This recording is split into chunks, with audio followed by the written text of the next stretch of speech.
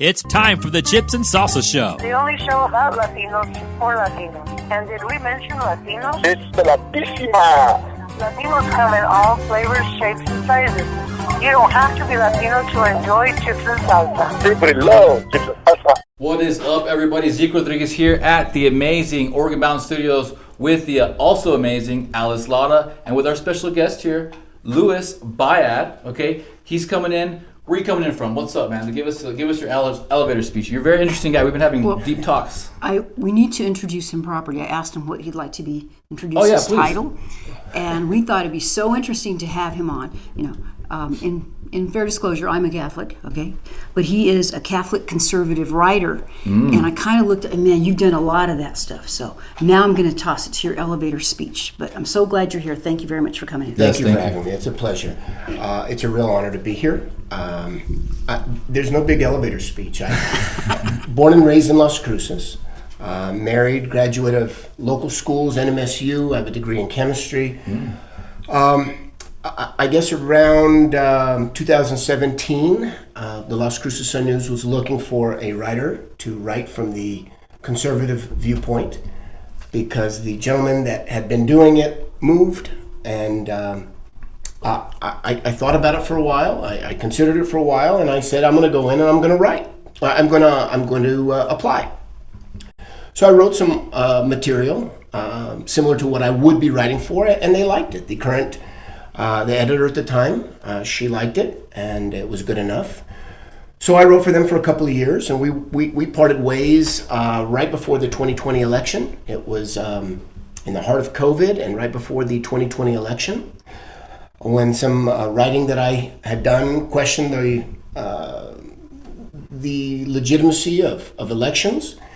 And at that point, we decided to part ways. The current editor and I didn't have we couldn't see a way to square our viewpoints, so we parted ways. And then I did nothing for a couple of years, and I'm fine with that. I have a job. I have 5 children. I have a wonderful wife. Congratulations. My life is full. Beautiful. So was that you're calling in some election stuff? Was that before 2020? Before the election actually transpired? Yeah, it was about a month before the 2020 election. I wrote an article, an opinion piece, once a month for the Las Cruces Sun News. I wrote an opinion piece drawing attention to a report that had been done by a group out of northern New Mexico affiliated with Respect New Mexico. And if you remember Respect New Mexico, it was a group that wanted to reach out to conservative, mostly Hispanic, mostly Catholic voters, and really just educate them to let them know that the current Democratic Party is not the same as the party of JFK. That maybe kind of our mission here in a way. Exactly right. Exactly right. It's very consistent with what you're doing here. That many people will go in and just vote like their dad did, or their grandmother or the grandfather did. And I don't. And the idea behind Respect New Mexico was that that's not truly reflective of the voter base here in New Mexico, where we have a more conservative, not Republican, but a more conservative, religious voter base. So I just reflected this. All I did was I reported about it to try to bring as many people, it was calculated on my part, to try to bring as many people's attention to this report as possible. The report laid out a litany of special relationships between the Doñana County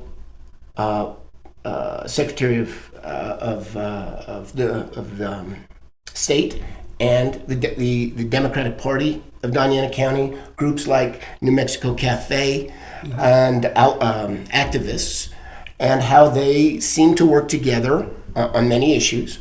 I never alleged that there was anything illegal. I never alleged that there was anything immoral. I just alleged that this was going on. Nor did the Respect New Mexico article. So I brought it forward to try to educate as many people as I could. And they told me that they would not publish this piece. So at that point, we went our separate ways. And so it was about 2 weeks before the election, and I planned it that way. I fully admit that I was going to write on that 6 weeks before it, and then I came up with another piece, and I said, I will save this for right before the election. Oh, yeah. I mean, these are the games that people play. I'm not above anybody else. I have my opinions and trying to sway as many people as I can in my writing. Well, one thing that really intrigued me about meeting you, Louis, is that you are a conservative Catholic man, and if you look at the spiritual battle that's going on in this country, guys, if you really, understand who's influencing it, it's mostly hardcore, badass Catholic men. You got Mel Gibson, Mark Wahlberg, Nick Fuentes. I mean, these dudes are spearheading the movement for this spiritual warfare that we're engaging in right now. And now we have Mr. Biad here, who's basically, following suit with these awesome dudes. So it's really an honor to have you on here, sir. We're gonna jump into some global politics, but for now, that is a very compelling story. You basically called it before it happened. And they didn't like it.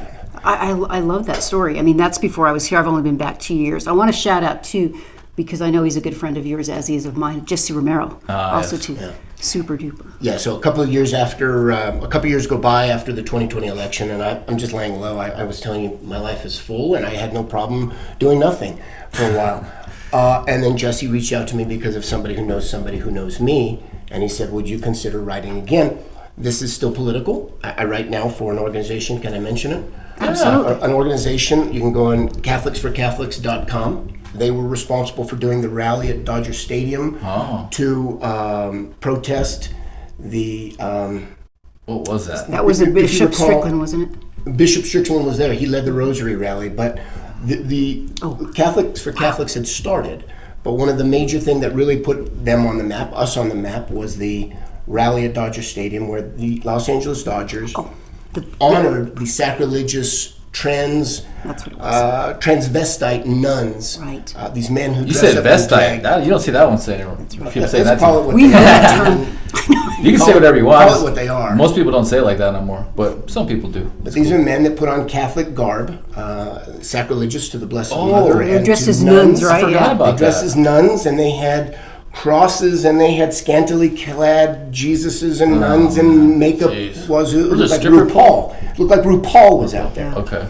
And so we organized. Bishop Strickland did come, and he led a rosary. After that, they went to Ohio for the Ohio Life Initiative, vote Bond 1. They've done several other things. And so it's an intersection of politics and religion. They just had a prayer rally at Mar-a-Lago that I was honored to be invited to. about Wow, really? And the former president didn't show, but it was partly to spread his message and show that he had support amongst Catholics. But it was also, we ended the night praying the Rosary, singing the Salve Regina, and praying to St. Joseph. It was held on the Feast of St. Joseph, patron of anti-communism. He has many titles, as you know. Wow. But it was to consecrate and pray for President Trump at his home to try to protect him from exactly the spiritual battle that you were talking about, the goings-on. Yeah, how's Mar-a-Lago, man? I mean, just curious. Well, I'm not in real estate, but Letitia James in New York, the Attorney General, says it's worth $18 million, and Trump says it's worth several $billion. Right. And I don't know who's right, but it's worth a lot more than $18 million. I can tell you that if he was putting that up as collateral for loans that he was getting, it goes literally from oceanfront to oceanfront. Wow. It's probably the most valuable property in the world. And Palatial. the golf course looked like carpet, and it looked like the inside of a Vegas casino on steroids. Wow. But a real one. I mean, with concrete and bricks and mortar, not plaster and plastic. So I don't think it's worth a mere $18 million. Yeah. So you have it Nothing. firsthand, folks, someone who has actually been there. Right. Because people will say, well, they do comparisons to that, but you've actually been there. So thank you for the very firsthand observation. That's really important. Yeah, so anybody can go to CatholicsForCatholics.com and see that whole event. There were speakers like General Mike Flynn. There were speakers like Jack Posobiec and FBI whistleblower. I think his first name is. I'm going to get his name wrong if I try to guess it, but I think it was Steve Friend. There were several Catholics, several politicians. Jim Caviezel spoke. Oh, wow. It was a star-studded event. It's a power event was Yeah. there. My good friend Terry Gilberg was there. Oh, sure. Did you meet Terry? Mm-hmm. Yeah, she's awesome. She used to have a show in Phoenix. Now she lives, I think, in D.C.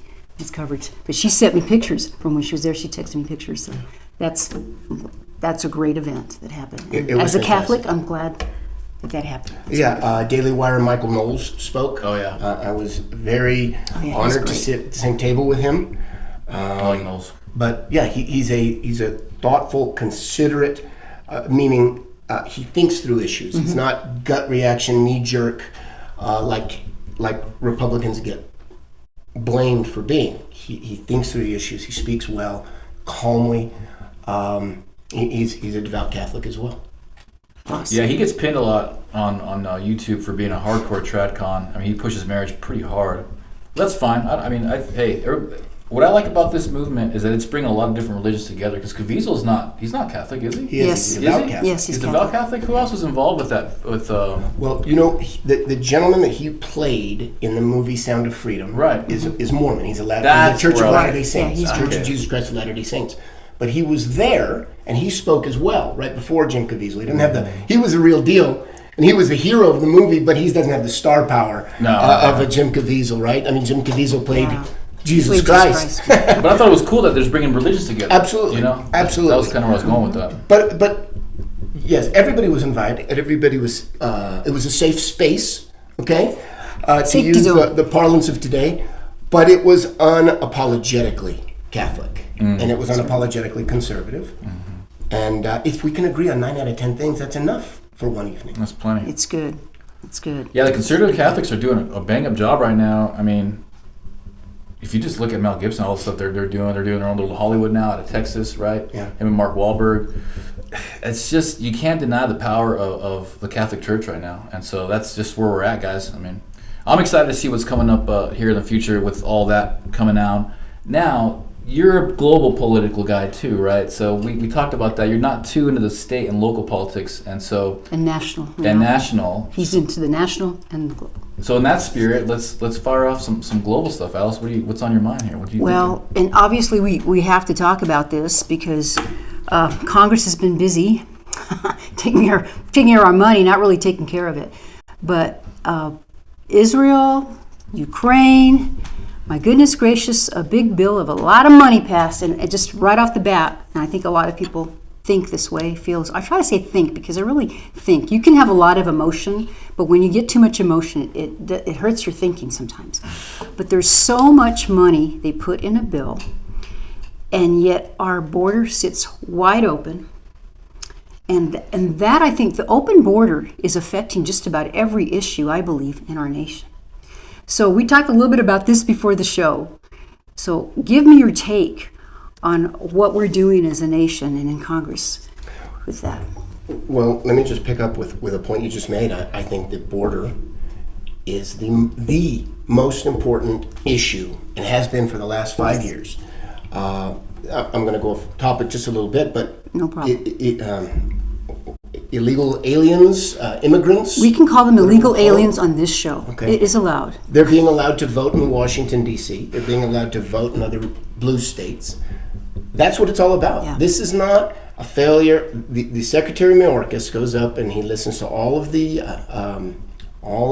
senators, the weak, flaccid senators that talk down to him, and he sits there and he pretends to be apologetic about it. And he says, "No, we're working as hard as we possibly can."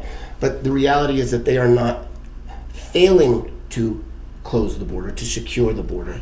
They are purposely throwing the doors wide open, and they're letting as many people come in as possible. I'm so glad you said that. Purposely, people need to wrap their head around that. It's no longer incompetence or these guys are just dummies. Like, it's obviously willful intent to destroy we the people, our country. There's no other explanation. Without a doubt. And Kamala Harris was tasked with being the border czar right after the election. She's doing it, you could say she's doing a terrible job, but the reality is that she's doing exactly what they want. She's doing a great job in their eyes. Absolutely right. He's doing nothing. And Secretary of Homeland Security Mayorkas, same thing. This bill that they just passed, I think there was $300 million to secure the border in Ukraine. Okay? But nobody will seriously talk about securing the border here in the States. Anybody that has any real power. I'm talking about Republican or Democrat. Yeah. I'm talking about Speaker Mike Johnson. I'm talking about Mitch McConnell and Mitt Romney and these guys. They don't want to secure the border specifically because This is the way they want it. They're choosing to change the landscape of politics in the United States of America. And the world, for that matter. They want to overwhelm our finances. They want to let voters who, when they initially come in, are going to be Democratic. We've talked before about how Hispanics are an ally, a theoretical ally to right-wing, to conservative policies. Their life, they're religious, traditionalists, but not right off the bat. And I think they're being misled, they're being used. And let's not forget that it's not just Hispanics and not just South Americans who are coming in across the border. We've got people from the Middle East, we've got Chinese, the number of catch and release are up from every corner of the globe. And this is the way they're choosing to change, damage, and ultimately, I think, destroy the United States of America. Yeah, when you got Dr. Phil talking about how the Chinese are buying freaking military land next to military bases, where they're training our officers. Dr. Phil's saying that. It's the truth. He's not exactly a radical right-wing Alex Jones conspiracy theorist, is he? Although he did go on the Rogan podcast and said all this, but I think it was just a good platform for him. He's concerned. He's concerned about this country. He's concerned about America. And yet we still sit here and people are just still so oblivious to what's really going on. We're under full frontal attack, guys. There are some Republicans, I'm going to stand up, there are a few Republicans still in Congress. I think they want to do the right thing, but the reality of it is, as you said, there's too many that aren't, and they aren't representing us. And it's really a big concern to me. Do you think there is a chance, the upcoming election, that we can actually at least turn that around a little bit? Because let's, of course, I'm big Trump 2024. I think all three of us are here, I'm hoping. Okay, so let's say we do get our guy in. We need some strong Republicans who are going to back him up and do the right thing. Look at the first 2 years of his administration from 2016 to 18. We had Republican Paul Ryan as the Speaker of the House. We had a majority in the House of Representatives. We had Republican Mitch McConnell, Senate Majority Leader. We had everything. Didn't do nothing. And they passed tax cuts, and they worried about the carried interest for money for investment traders and things of that nature. But that doesn't help the average Joe on the street in any way, shape, or form. Now, Trump did some good things. In some cases, even Mitch McConnell. You got to look at him, and you got to give him credit where credit is due. He didn't. Ouch. He held off in the last month of the Obama administration. He didn't put forward the nomination of Merrick Garland, a current Attorney General. You're right. To be on the Supreme Court. And in a month, conversely, in a month before Trump was on his way out, he did push through Amy Coney Barrett. So he knew the cards that he had. We can give him credit, you're right. And so in many ways, you could say that McConnell is as responsible for the flipping of Roe v. Wade and how the Republican conservatives now have a brilliant Supreme Court in the people of Clarence Thomas and Samuel Alito and Neil Gorsuch. And then you got some people there that'll go either way. But you got to be careful, because if you can't let the perfect be the enemy to the good, and not too many radical right-wingers can win. They're just going to get voted down. So you got to take what you can, build a coalition, and make the best that you can. But now, if Trump is leading all of these people, I think they're a lot stronger. They're going to win. He's willing to take the arrows that they won't. Right. Look at what he does for them. He is willing to take the arrows where a lot of these guys just want to go home and be popular. They want to be invited to the parties in Washington, D.C. They want to be friends with everybody. Yeah, they want the insider trading, and they just passed that law where they can insider trade as long as they disclose it. I mean, you go from making $100,000 a year to being worth $50 million. Yeah. Right out the gate. It's like, how do you explain that? Well, it's insider trading. That's what these guys are doing. Of course. Louis, for a long time, they keep talking about term limits, and for a long time as a Republican conservative, we need to enforce our own term limits. We need to vote them in or vote them out. But I tell you what, I think I'm okay with the term limits anymore. I think maybe we need to do something like that. What do you think? Yeah, I couldn't agree more. Yeah, I think what you have people enriching themselves. You have people that have been there so long that they go from a net worth President Obama went from a net worth of about $3 million when he was elected to almost $1 billion now. Mitch McConnell's the same thing. I actually wrote an article on this. $1 billion now? Yeah. And remember, a billion is 1,000 million, right? No. I think a billion's 1,000 million. It's 1,000 $1,000 million. million? Oh, okay, I thought it was more. So, Still enough. but these guys are enriching themselves. The guys and the ladies too. They're enriching themselves. They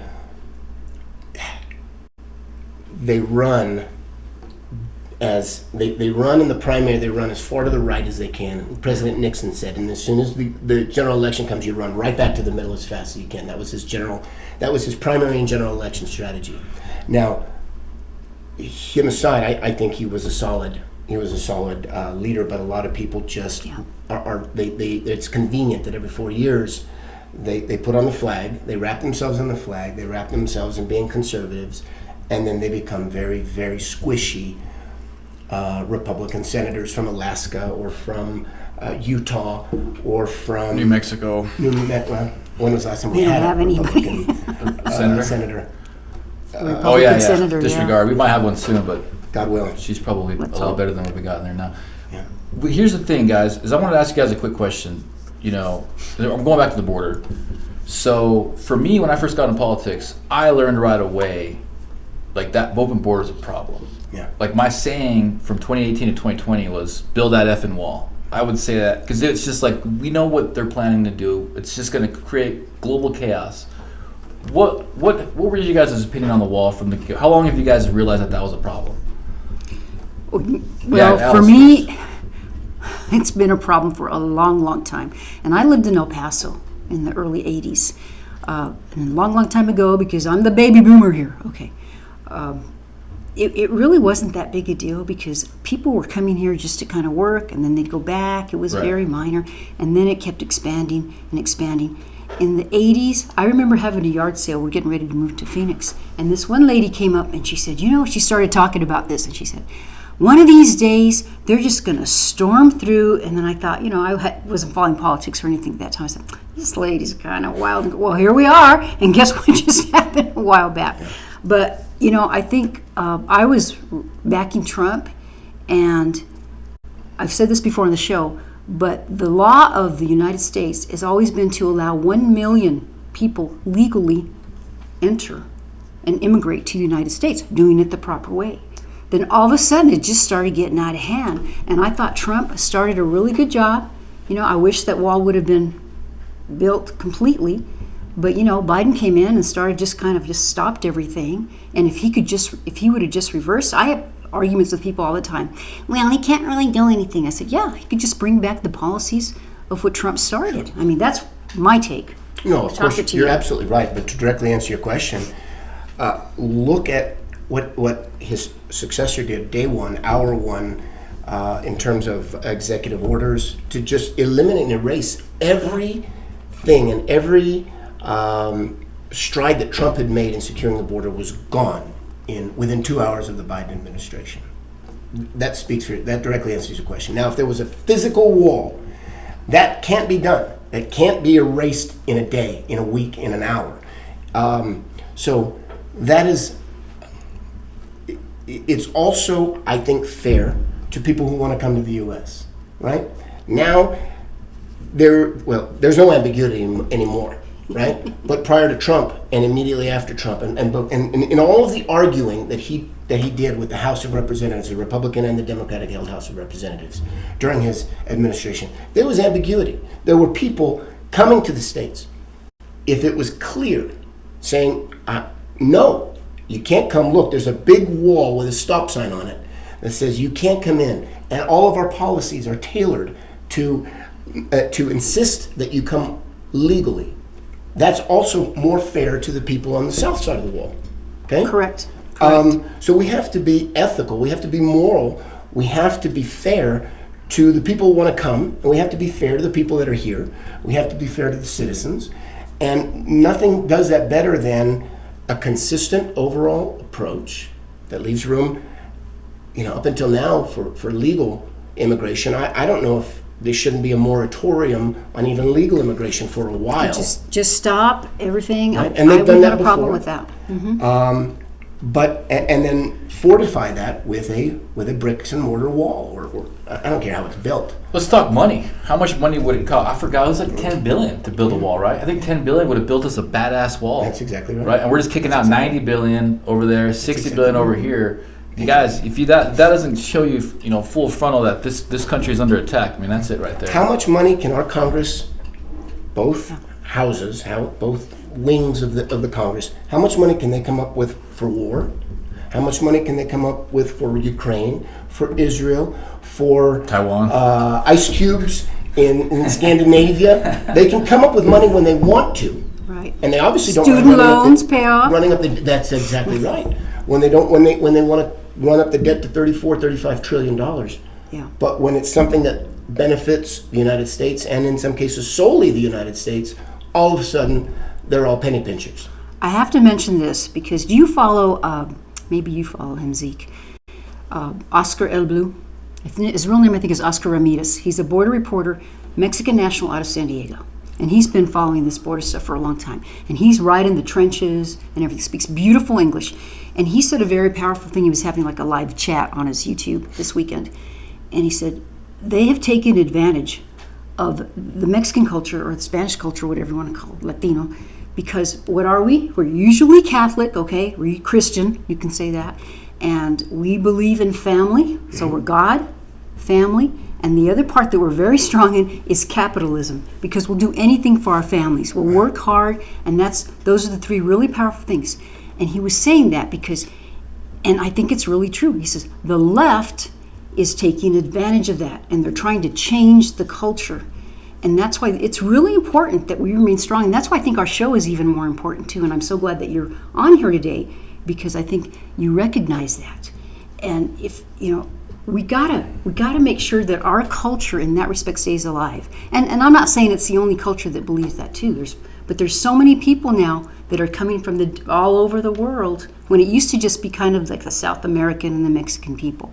And he fears, as I do, it will ruin our country as well as South America too. I mean, do you think I'm being too reactive? No, I couldn't agree more.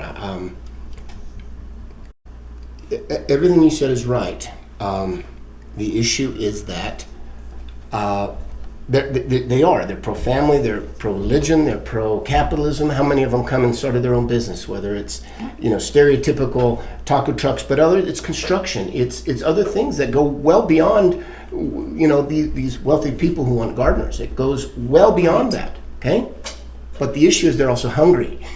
They're also hungry, and so they're going to take whatever government program the left just invents to throw at them. Free housing, free driver's license, cell phones, we're going to allow you to vote. And I would do exactly the same thing. But from the perspective of what's best for the country, they become voters, at least for the next X number of years, for the Democratic Party. And that's what hunger does for you. That's what hunger does to you, I should say. That's a great point. I posted something on my Instagram recently where basically, they're trying to get rid of beef, right? Bugs. They want to see bugs. They want to see bugs. Why is that? Where's the beef? You remember Where's that. the beef? You may not remember Wendy's. that. I do remember. Where's the beef? Where's the beef? Where's the beef? They still play that every once in a while. But I've been to Costa Rica. You've probably been to Costa Rica. You been there? No. So I've been to Costa Rica, and I'm Mexican, dude. I'm native. I'm a freaking Hispanic guy. So I go down to Costa Rica for a couple of weeks for a school thing, and I tower over everybody there. Tower. I'm about a 6 You're footer. pretty tall for a Mexican. Yeah. I've got a I've heard that, and I heard you're pretty smart for a Mexican too. I've heard that too. Well, what it is that when you've got generations in South America particularly that don't have access to beef, because beef is the best protein for your brain and for your muscles and your bone growth. Interesting. They're going to be a lot smaller, and their IQs are going to be a lot less. And I saw that, and I witnessed that while I was in Costa Rica. All the families that I stayed with, they were about 5'3", 5'4". None of them knew English, and they were humble. Even the people. guys were my height? The tiny people. Wow. You were taller than most people. Wow. Oh, yeah. So, they're very humble people. I love them. God bless them. But it's obviously generational starvation, malnourishment. And so when they're talking about taking away the beef here in America, they want us like these, exploited South American countries where we're just lower IQs, smaller people, we're weak. And that's what's going on when they're taking over our beef, guys. And that's something I want to talk about on the show today because I think that's very important. It's no joke when they want to take our beef away. There's a plan to that. Yeah, and it's not just Hispanics or Mexicans or Guatemalans, whoever's coming. Right. They want the same things we do. We want to be well fed. We want to have our kids educated. They want the same thing. And so when you get one party who just is confused in the Republicans, they don't know what they're doing 90% of the time, and you get another party who's just throwing benefits at them to let them live in a way that is. Now I think there's some the shell game going on. They're not getting exactly what they're being told they're going to get. For sure. But when that's what they're being promised, it's a no-brainer that none of us would do any differently than anybody who's coming across the border. The bad thing about it, as this is more successful, it's destroying the freedom of our country. And the real reason people came here, my grandpa came here over 100 years ago, trying to get away from tyranny and governmental control and horrible crime and things like that. And we will be returning to that. So what they're trying to escape, we might be coming here. And once, if the United States happens, if that is allowed to happen, where do we go? We don't have anywhere. There isn't a freer country to go. There's no backstop. Yeah. When my grandfather came here in 1901, 02, he came here from northern Italy, Austria, because inflation was so bad that if you got in line at the grocery store, they kept the price of her bread on a chalkboard. Because it changed before they got from the end of the line to the front of the line. My goodness. Now, we're not there yet, but two things are going to happen. First of all, inflation is 18% now year over year in the United States. Okay? Which means the average couple has to have $500 more this month than they did last year at this time. Okay? But secondly, eventually we have to address the debt. And what's going to happen? You're $35 trillion in debt. You're either going to have to default, in which case we become the laughing stock of the world, or they're going to fire up the printing press, and they're just going to start printing more money. And when that happens, the value of our dollars goes to nothing. And they've kind of already done that in some ways. Absolutely. Like you say, fire up the printing press. Sure. Yeah. Did you ever think it's 35 trillion? Yeah. Or we're hitting there? Mm-hmm. That's incredible. Yeah. Well, I'd say China owes us a pretty good penny for throwing out that false whole thing that they did there with the boogie bug. You know what I mean? That's worth a couple trillion right there. Yeah, absolutely right. And then the other thing too is the thing about the border. Real quick, I want to go back to that. Is that I don't know how these people sleep at night. The senators and these congressmen, because what's really going on over there is these children are getting tortured to death sexually, and tens of thousands that we know of. And there's human trafficking, and they're also being tortured to death as well. So there's a lot of really horrible, evil stuff going on at this border. And if you want to talk about the spiritual battle, we have to address that issue, because unless we start standing up for the children and their life and the dignity of human life in general, we're just going to keep getting rained on by these evil people that are going to be destroying our country and the world. So that's something that I'm more than happy to talk about outwardly, because no one else is. And unless we talk about it, it ain't never going to get fixed. You have the government doing this. You have non-government organizations, NGOs doing Especially this. them. Yeah. Some of which are Catholic charities, and some of them are charities that are sponsored by the Catholic Church. All these people are becoming this conglomerate for human trafficking. And all these horrors are going on exactly what you're talking about. People are working. This gets back to the shell game that we're talking about, right? Mm-hmm. Well, I'm certainly going to go with Catholic charities. They're Catholic Church. They're going to treat me right. But before you know it, you're with a coyote, or you're making $2 an hour. You're making nothing, or your daughter is being taken away from you, and she's being sexually abused, and all these horrible things happen. It's not exactly what they're signing up for. It's modern day slavery, and it's not like it just happened the other day either. It's been going on for a while. It's just expanded so badly. And I just want to put a plug out to The Sound of Freedom, the movie. If you haven't seen it, please see it. This is a movie that was Caviezel is starring in, and it was done like 5 years before it got released, remember? So it's a very well done movie, I think, and it's hard to watch, but please watch it. It's been going on since before Christ. That's the whole reason Jesus came. You're going to talk about religion, spirituality. We can jump into that. It wasn't until Jesus came that there was a figure that pushed against human trafficking, child because at that time the Babylonians and even the Romans were engaging in child sacrifice, human sacrifice regularly. And basically any culture they've found through archaeological diggings and anthropological investigations, anytime a population gets past 5,000, they start engaging in child sacrifice and human sacrifice. Pharaoh was having you kill your firstborn. You know, Yeah, so that's right. this is the crux and the backbone of these spiritual battle, guys. You know, it's an uncomfortable topic, but if you guys want to have a better future for your children, we got to start talking about this and start pushing back against it in some way. You know, I want to kind of transition a little bit, but not really, okay? Not really. But it also appears just within the last, I don't know, I think the last 4 or 5 years it's really been happening, that the morals, and all of a sudden, you know, we have to do the pronoun thing and trans stuff. So all this stuff is actually going on at the border too, and you're talking about kids. Yeah. They're trying to also take over our kids. And I don't have children, full disclosure. I have a lot of nieces and nephews, as you know. I have a big giant family and everything.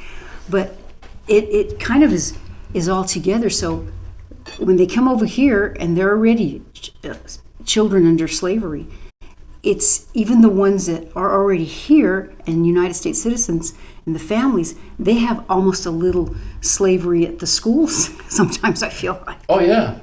Yeah, it's a priorities thing. Like, let's go back to the border again. You know, they're sending 60 billion here, 60 billion there, but our own border. Well, look at the kids in our school here in New Mexico. These are the most abused children in the entire country. They're the most starved children in the entire country. We have the most uneducated children in the entire country. But we get complaints about a charter school that's actually improving their scores. You know, there's a big news article that just came out with Alma de Arte, what I used to be a board member of, where they got written up because of some, you know, basically some anomalies with the parents. Why is this such a big story when we're in the state that has the worst education in the country? The priorities are all messed up here, guys. The priorities are not for our children. They're not for we the people. When is everybody going to wake up? I don't know. You guys are awake. You guys get it. Look at it. We're either 50th or 51st. Okay? Now, when was the last time Or last. that we had a New Mexico, we're talking, ladies and gentlemen. New Mexico? We're not exactly a red state. When was the last time we were a red state? Now, we've had little pop-ups. We had little hot spots where we had Susana Martinez, or we had a Republican House or something like that. But we are a blue state. 30 out of the 50 legislatures we've had since 60, 70, 80% of all of our legislatures have been blue dominant. We're last in education. We're last in child health care. We're last in child nutrition. We're last in child everything. We're last in everything. I think we beat Alabama in dental hygiene. Okay? That's it. But that's a joke. That's a joke. I just got it right now. We're gonna kick dirt on the I was gonna kick dirt on the rednecks a little bit, okay? But we're last in absolutely everything. Okay? And this lays completely is laid at the feet of the Democratic Party of the state of New Mexico. 100%. 100%. Michelle Lujan Grisham and all of the representatives and all the senators that support her and that rubber stamp her agenda in the special legislation, in the month-long, in the 2-month-long, it's all at their feet 100%. No, it's Trump's fault. And there's a lot of money. We have a lot of money in this state. If they always think money's the answer, but yet we still are. We could be our own country here, comfortably. That's exactly comfortably. right. How much, you were on Alma de Arte, I guarantee you, and I don't even know anything I'm talking about, I guarantee you they pay less per child at Alma de Arte to educate that child, to feed that child, 1 or 2 meals a day, no school buses, right? No. Okay, parents have to care enough to take their kid. Correct. Right? Correct. Okay. Versus, whatever, Hillrise or Highland or whatever, right down the street. Yeah. I bet it's a third. I bet it costs a third to educate well a student at Alma de Arte versus any public school in Las Cruces. That's correct. That is 100. Charter schools are actually pretty awesome. If you really look into the way that they're designed to, tailor specific educations for these kids, with the parental involvement, with the way the boards are structured, with the way the charters are. I mean, it's a pretty awesome schema to get these kids in the best place possible.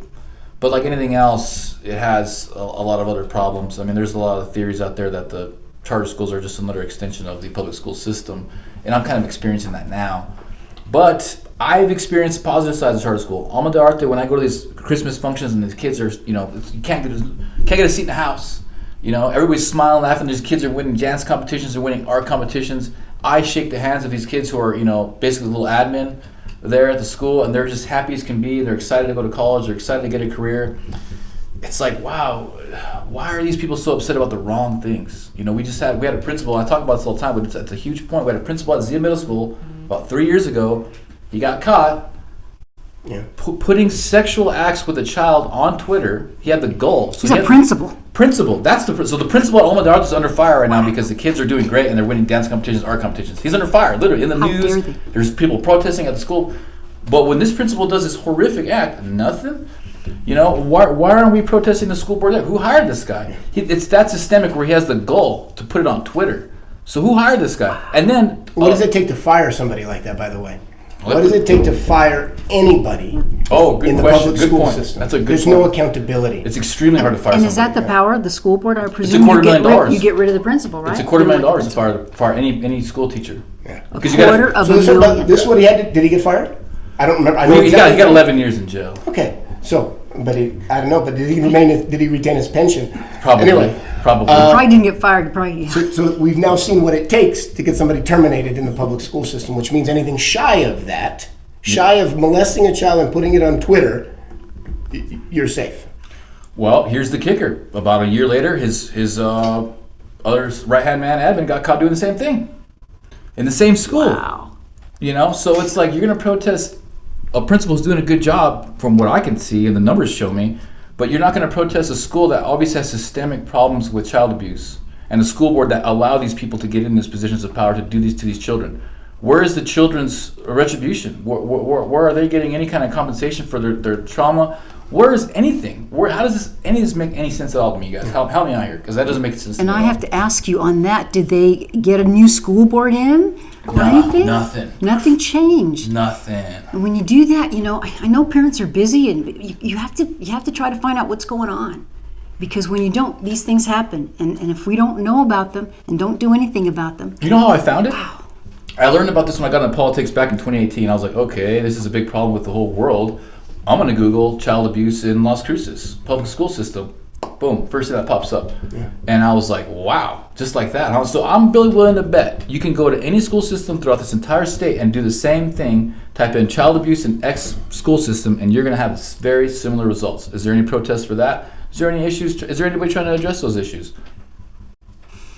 You don't even have to go as drastic as that. That's horrifying, right? Right, it's horrifying. Look at the COVID reaction to COVID. Shut down schools. That was abusive. With no plan. That was abusive. You're right. That was abusive. My kids didn't learn anything for 2 years. Okay, and forget about that. Okay, How old were they?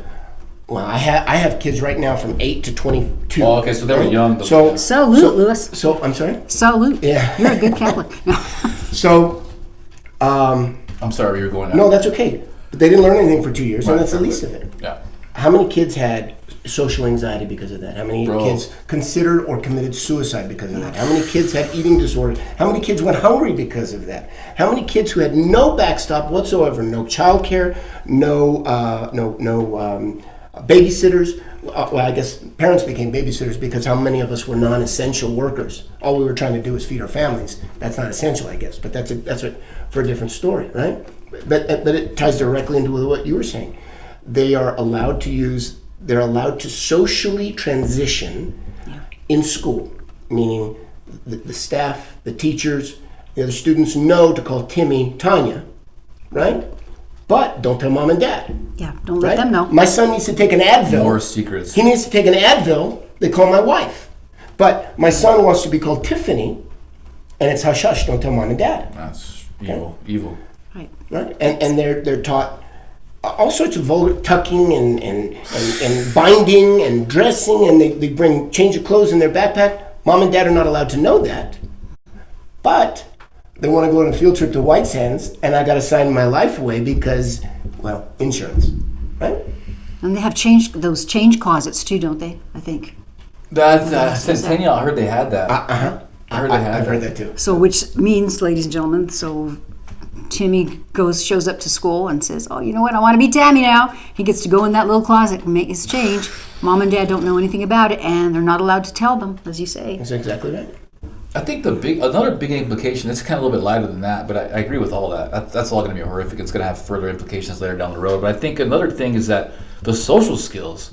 I remember being in high school, going to homecoming, going to prom. I mean, we were partying in the desert, doing bonfires. I mean, that's as juvenile as that sounds. That's when you're socializing. Right. That's when you're learning. Pep rallies. You're learning how to be part of a team and learning how to court a girl, and a girl's learning how to court a guy, and it's like there's a huge generation now that doesn't have that. You know what it is now? It's all on the phone now. It's all on the phone now. It's Instagram and Snapchat. It's not the back. My son was asking me, did you have game when you were in high school, Dad? I said, probably not. But it was I'm more sure structured then. It was not formal. We didn't wear suits and ties, I said, but we had to call a girl at home, talk to her parents. Really? Yeah. And I said, can I take you out on a date? Or can I meet you for lunch? Can I do this? Now it's just all fly by the seat of their pants. I'll take a picture of half my earlobe and the roof means something, but if you get the whole face... What? No, you don't know about this. No. This is Snapchat or Instagram, whatever. No way. If you get the whole face, that's basically a proposal. So it's like half... some of you, I bet you know what I'm talking about. You get half your face and the roof, that means something. That means, we're solid. We're talking to each other. But if you get the shoes, I'm here and we're okay. But the whole face now, and this was my daughter. This was 2 years ago before she. That's even old. That's even old. That's even dated now. But all of that is how Wow. So that is what it was. It's no longer homecoming and all that stuff. It's all via the phone. Right. Wow, dude. Now they still go to homecoming. They still go to prom. They still do these things. But the everyday interactions are not talking anymore. It's all like face to face is alien to them. Oh no, forget about that. I'm just talking about on the phone. My daughter had a young man that was trying to get to know her, and I don't know anything about him. I don't know if he's Catholic, religious, satanic worshiper. I don't know anything about him except we liked him because he wouldn't even Snapchat. He called her on her cell phone. Oh, old school. And that was like, oh wow, we like this guy. We like this guy. We like this guy. It impressed you. That's rare. That's impressive. It's rare. It is. Use the phone. It is. That's impressive. And he even told her, don't text me. Call me if you need to talk to me. I like him already. I like him already too. Just hearing that. Yeah. So, Man, Jeez, I had no idea. So I'm right. I mean, it's the implications of that whole lockdown thing. So social media is already a problem. Now that's just been hyper freaking synergized with social media and the lockdowns. So, hopefully there's a way that's Dr. Phil was talking about that actually, that there's no real way or plan to get them out of that.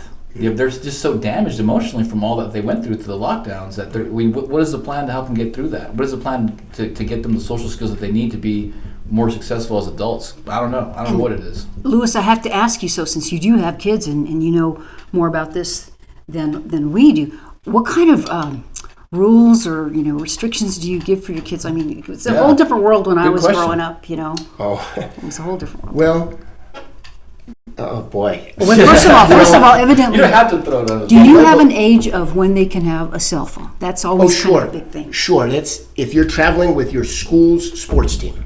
Okay? Because I want to know if you're on the bus. I want to know if you got to Tier C. I want to know if you got Safety. to Gadsden. I want to know if... Okay? So that's 14, 15. Shy of that, we're taking them to their out-of-towns, or we're taking them to their games or whatever, okay? But so when they get on a bus and they don't want mom to take them or they don't want dad to take them, that's when. Shy of that, they don't need us. And you know what? We made that mistake with our 3 older children. Our 2 younger kids, we're talking about flip phone. We're talking about, can you send a text and can you call me? That's all you need. You don't need TikTok, and you don't need to check out Dylan Mulvaney on whatever social media platform. Yeah. So, but you learn as you go through. It really is. You have to adjust, adapt, and improvise with what society is throwing at you nowadays. Yeah, Tucker Carlson's really against no TV, no email, no iPads or anything for their kids at all. Nothing. Until when? Never. Age? Never. His whole house does not engage in email, or has a TV in the house, or any kind of tech. Well, I remember from a long time ago that I found that Tucker he didn't watch TV. He was on TV making a bunch of money, but he didn't, like you say, didn't own one or didn't watch it in his home. No, he was bashing it hard the other day. He was on the Rogan podcast. Highly I recommend checking that. It's a great podcast. How do you control that? Fantastic. It was a great show, huh? Yeah, how do you? I watched part of that. That was good. How do you control that? Because the kid will go over to the neighbor's house and see they've got a cell phone. I think they live in the mountains or something though.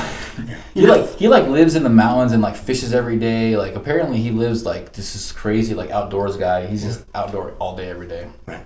Now, who knows if that's extreme? You're right. You can't shield them from everything, but what's going on in their lives. They know what's important to you and why it's important to you and to them, and it's a day-by-day thing.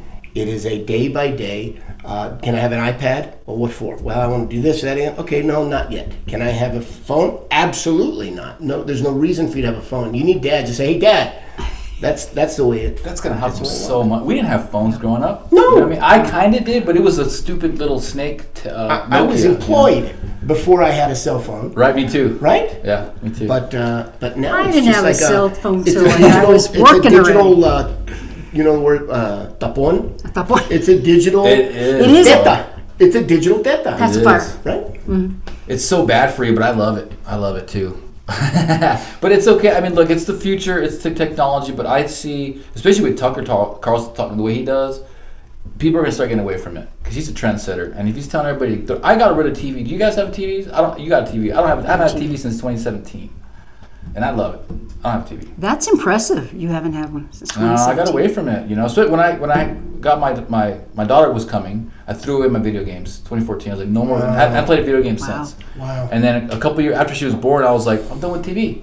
This DirecTV sucks. You know, I don't watch any of it. I just done. No more TV. Haven't had TV in the house in years. And of course, I watch a lot of political stuff, and then I record things because I hate to run through the commercials. But when I was in college here at NMSU, I worked my way through college. I worked at a bank, and you're busy. I didn't watch any TV. I think I went the whole 4 years, and if I watched a few hours of TV, I'd be surprised. But yeah, you can do it. You can do it. You're right, and I'm impressed that you're able to do it. But I'm impressed that you can do that with your kids. You know, this would be such a difficult. This is such a difficult world and so complicated to do that. It's kind of intimidating to have a kid these days. I mean, you guys are taking on the beast. Are we scaring? We're scaring Haley and Joey. Who, congratulations again! They found out they're pregnant. Woo! Yay! No phones till 21. No phones till 21. Haley said it here. We're going to write that down and remember that. Okay, we're And getting if it's a girl, you're going to be, down in the freaking under the house until you're 18. Can you imagine No light of day. what it's going to be like in a few years? Homeschooled. But that's why this is important. I think if you bring enough attention to everything, then they can hopefully parents can do what they need to do and get more involved. We're down to like our last 10 minutes. I want you to take a few seconds and do our flavors of the desert. We can't forget Flavors of the desert, guys. If you guys like food, which who doesn't? If you like good food, these guys went through the trouble of actually finding out where the good food was that are interested in getting your business here in Southern New Mexico. I've been all over the country. I've been all over Europe too. Southern New Mexico has some of the bombest cuisine I've ever had in my life. Straight up, guys. It's got some of the most flavors, some of the most pop. Even better than Southern California. Southern California Mexican food's not all that good. These guys got it going on right here. You can get really quality, badass New Mexican food right here. Flavors of the Desert tells you where it's at. I went through this last week. It's just a badass magazine. Who's not a foodie? There's a lot of people that aren't foodies actually. I'm a foodie. Are you a foodie? Oh yeah. Yeah. What's your favorite food? Mexican food. Wow. It's hard. Anything green. You're a green guy? Oh, you like the chili. green. I like the flavor of green chili and stuff. Roasted green chili. Yeah. Okay, cool. I love Green it too. chili But stew. Yeah, good green chili is just yeah. hard to get these days. Yeah. With pork and potato and onion, and it's pretty damn good. and do you cook also? I love to cook. Oh, Dang, nice. Joey's a chef too. Former chef too. So men that like to cook in the room. Hey, we're like three of the most rare guys in the state here, huh? Nice. I like to cook too. And you do a good job. Made some ribs for us. That's cool. We'll have to have a cook-off. Yeah, Look at the men competing right away. We need a cook-off. That testosterone is going. That's right. Well, so I just want to remind our audience that if you haven't already, what we do is we record the show Monday afternoons, and then Joey gets it up on YouTube. He uploads it to YouTube and also to Rumble. So please, if you haven't subscribed or followed us already, please do that. Spread the word. We've got some good stuff here. And what we're going to do next week, I just want to promote also next week, we're going to be interviewing Sarah Smith. And Sarah Smith is a big activist. Do you know Sarah probably? I know the I bet name. you do. She's a big conservative activist here, and she's going to update on a lot of things New Mexico and local as well, involved with the it's like the smut books that are out there in our public schools. So it's going to be a great show. So I wanted to promote that as well. Today we've had the pleasure of talking to Louis Biad. I like to call him, I put down Catholic conservative writer. Look now where, if somebody wants to find your different writings, I read a few of them and stuff, but you can put a book together almost. Where do they go? No, Catholics for Catholics. It read a weekly article there. now with the internet, you can find stuff I wrote for the Las Cruces Sun News years and years ago that was less frequently because they just had to keep up the appearances of fair and balanced. But so Catholics for Catholics is where I'm writing now. It's the only thing I'm doing now. I'm really a nobody with just a couple of opinions, and I don't have a pedigree that allows me to be here. The pleasure's mine. I appreciate it. Well, Louis, do you ever try to sneak in a LTE, a letter to the editor, and send it to the Sun News? Oh no, I'm sure they've got me banned for life. They wouldn't do it because of your name or the Bulletin. Try the Bulletin. That's the other newspaper here. I have thought of that. Before we end the show, before we came on the show, we were talking about how you were kind of concerned that nobody cared, and that maybe nobody was listening. I think that was one of your concerns of why you weren't getting out there. But no, that wasn't a complaint. I have an internal battle whether I need to do this or not, because right. You go too far in your opinions nowadays, only in one way, and you can be harmed. You can be deplatformed. You can be demonetized. They can ban you. They can do all these things. So is it worth it? Do I have an opinion that offers something that's unique? Perhaps, but is it worth it? And really, nobody. Like I said, I'm not a congressman, a senator. I'm not really anybody of any importance. So why do it? Well, I why think do it? Nobody's is it worth the risk? What I have to say. The fact that you can do it is very powerful. That you actually have the ability to even ask yourself, can I or can't I? Because most people can't do it at all. So that in and of itself is super powerful, and we're very grateful to have you on here sharing. Because what we talked about today is it's probably the most hardcore stuff we talk about. I mean, this is it. This is the conversation. Yeah, this is good stuff. So I'm just basically extending gratitude to you being on the show. Thank you. And you taking that risk, because I take the risk, Alice takes that risk, and we do it for free, man. We do it for God. Yeah. And so thank you so much for being on here, man. Appreciate your insight. I really do, and I just want to back. mention along those lines too, because that's one thing I noticed about Little Las Cruces. There are a lot of successful businesses, and the more business people that I meet up with, they're like closet conservatives. They're so fearful of coming out and showing that side of them. They said they've lost customers, and it's very difficult for them to be public, and that's a shame in this free country, in this free community. So again, double applaud for you here. Well, what you guys do is fantastic. Welcome back. We're all glad you're back. Thank you, man. Thank you for spearheading this. And New Mexico is richer for you having left Arizona. Those are nice words. Thank you. Hats off for what you guys do, and it's been my pleasure, absolutely. And we hope that you'll come back and visit again. Whenever you have me, if you decide to. Or write some stuff for us. It's all good.